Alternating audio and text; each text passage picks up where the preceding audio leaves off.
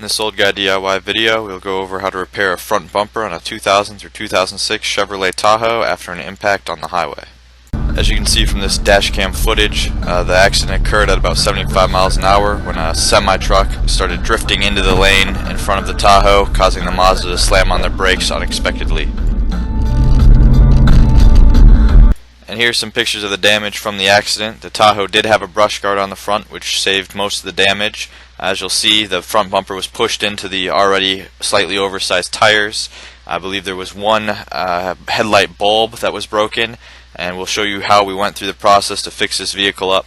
First order of business was to remove the brush guard and assess the damage, and then the treatment decided was to attach it to a tree and back up to straighten the bumper out, and then use a jack and a piece of wood to line the bumper up even.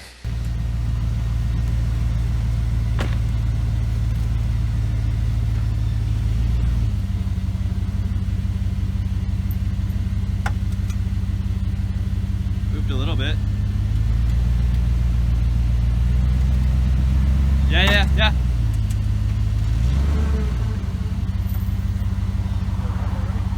Here's some pictures after the bumper had been pulled out, and once the wood had been applied to push the bumper back up, and you can see that all it took was a little bit of extra plasti-dip, and it was like the accident never happened.